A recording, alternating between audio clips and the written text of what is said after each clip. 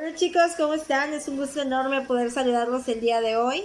Espero estén teniendo bonito martes. Hoy vamos a ver los temas correspondientes a la lección del día martes. Si ustedes recuerdan, la clase del día de ayer estuvimos viendo la clasificación de los derechos humanos atendiendo a su evolución. Vimos la primera generación. Hoy vamos a estar viendo la segunda generación y espero yo que la tercera generación de una vez. Vamos a estar viendo estas tres generaciones de los derechos humanos. Ya vimos la primera, nos falta ver la segunda y la tercera. Bueno chicos, los derechos clasificados como derechos de segunda generación son estos derechos que surgen al inicio o a inicios del siglo XX, cuando ya se va constituyendo esto que conocemos como constitucionalismo social, que es el hecho que los ordenamientos jurídicos o los máximos ordenamientos jurídicos de cada país pues van agregando principios de derechos humanos a su normatividad con la finalidad de garantizar el respeto y obviamente sancionar la violación de todos los derechos humanos, ¿verdad? Que nos corresponden por el mero hecho de ser hombres o pertenecer a la raza humana, ¿verdad? Este tipo de derechos, los derechos de la segunda generación, porque aparecieron, en orden de aparición, aparecieron después que los derechos de primera generación. Acuérdense que estamos viendo los derechos humanos, su clasificación según su evolución, es decir, su aparición en la historia. Primero aparecieron los de primera generación, ya hablamos de los motivos de su aparición y ahora hablamos de los motivos de la aparición de la segunda generación de los derechos humanos, que surge a finales del siglo, a inicios, del siglo XX. Y este tipo de derechos, los de derechos de segunda generación, estaban destinados a esta parte de la sociedad que denominamos grupos vulnerables.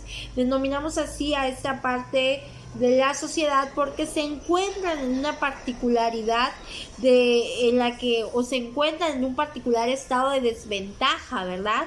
Frente al resto de los individuos. Es decir, este tipo de derechos, los derechos de segunda generación, son los derechos que han sido agregados a la esfera jurídica de los derechos humanos para satisfacer los intereses de aquellos grupos sociales que se encuentran en una situación de vulnerabilidad debido a condiciones sociales, económicas, culturales, etcétera. ¿Sale? Estos derechos humanos son los siguientes que vamos a ver. Uno de ellos es el derecho a la vivienda, ¿verdad? El derecho a, el Estado debe de tener la reglamentación, las condiciones para que todas las personas, aun aquellos que son considerados como grupos vulnerables, puedan tener una vivienda, puedan tener un lugar donde vivir, ¿verdad?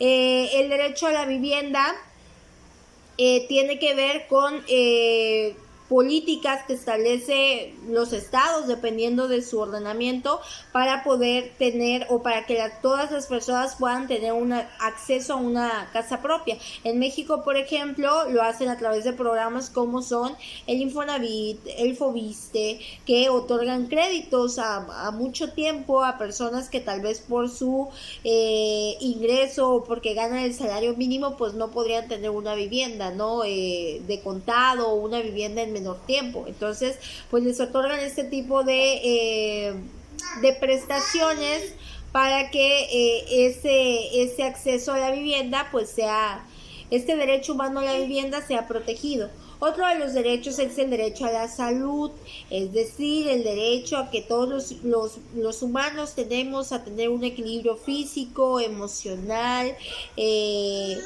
para estar bien físicamente, para estar en condiciones óptimas física, emocionalmente y mentalmente hablando, ¿verdad? Este tipo de derecho a la salud también en México es un derecho que está regulado en el artículo 4 constitucional.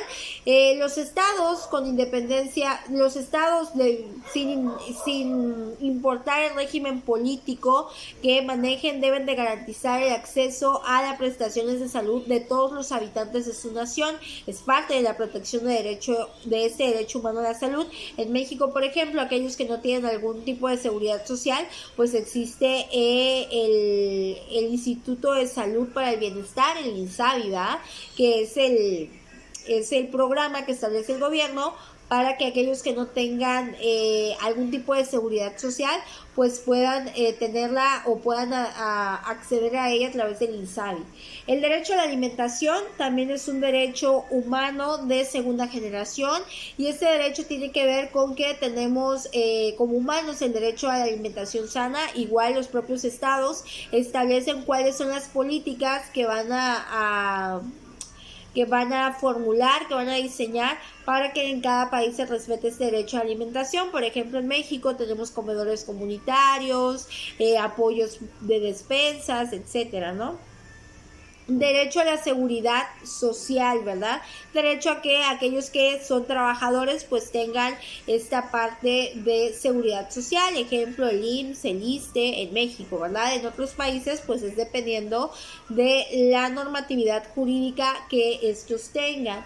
Otro de los derechos que también tenemos es el derecho al trabajo, ¿verdad? Todos los humanos tenemos derecho a desenvolvernos en lo que más nos guste y a obtener ingresos de alguna actividad que realicemos, ¿verdad? Este es el derecho al trabajo, a la actividad o a la mano de obra que nosotros ofrecemos a cambio de un salario. Todos tenemos derecho a esto, a trabajar. También los propios estados establecen cuáles son las políticas que han de seguir para que este derecho sea respetado y reconocido. Obviamente en todos los países hay desempleo, ¿no? Hay una tasa de desempleo en algunos más alta, en otras mínimas, pero pues del estado depende que las tasas de desempleo aminoren en lugar de aumentar, para poder proteger este derecho que tenemos todos los humanos a trabajar, ¿verdad?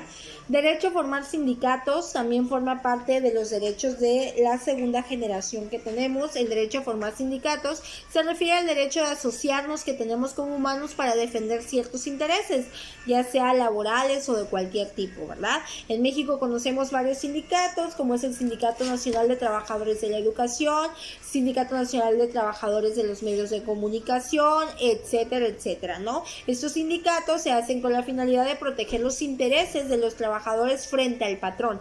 En México tenemos derecho a este tipo de asociaciones, y en otros países también se debería, porque pues es parte de los derechos humanos, ¿no?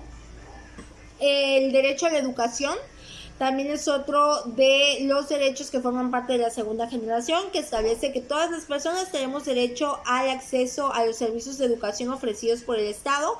Obviamente estas políticas de acceso dependen del país de que se trate, pero todos los países se supone que lo tienen que garantizar. En México, por ejemplo, la educación es laica, obligatoria, gratuita, es obligatoria desde el preescolar hasta la media superior, y pues el Estado establece planteles de acceso gratuito, supuestamente a de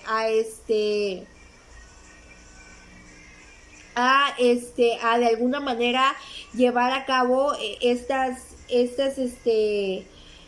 políticas educativas.